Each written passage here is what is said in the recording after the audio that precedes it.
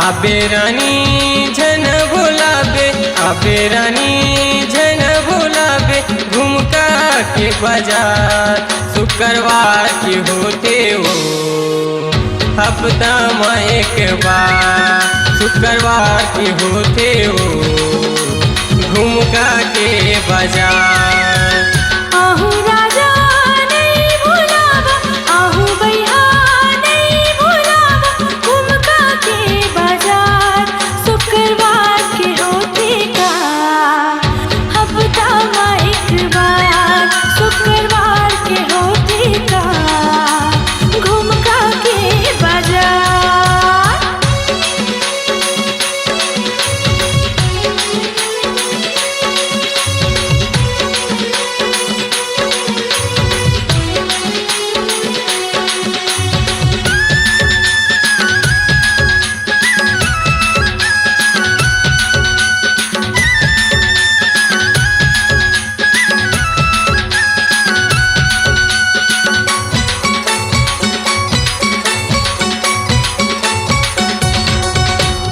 हाथे पकड़ के संगे में घूमबो घुमका के बाजार।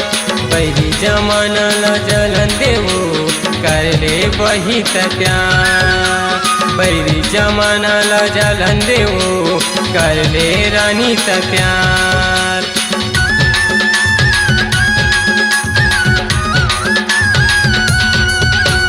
हाथे पकड़ के संगे में घूमबो घुमका के बाजार। पहली जमाना ल जलन देवो कर ले वही प्यार, पहली जमाना ल जलन देवो कर ले रानी प्यार।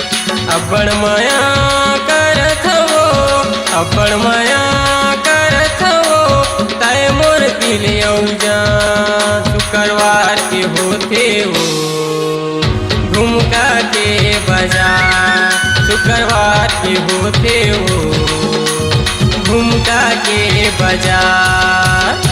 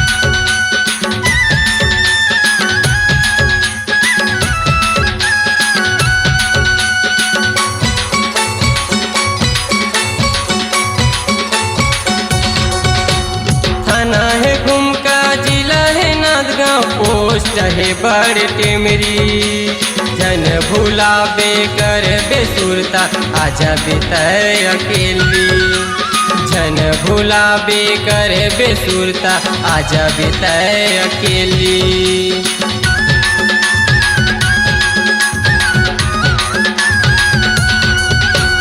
थाना है घुमका, जिला है नांदगांव, पोस्ट है बड़ टेमरी जन भुलाबे कर बेसुरता आजा बिताए अकेली जन भुलाबे कर बेसुरता आजा बिताए अकेली छोटे वीर झर गाँव मोर छोटे वीर झर गाँव मोर दिलेश कुमार मोर नाम शुक्रवार के होते हो झुमका के बाजार शुक्रवार के होते हो झुमका के बाजार आहू राजा नहीं भुलावा आहू भैया नहीं भुलावा झुमका के बाजार शुक्रवार के होते का हफ्ता में एक बार शुक्रवार के आहूँगा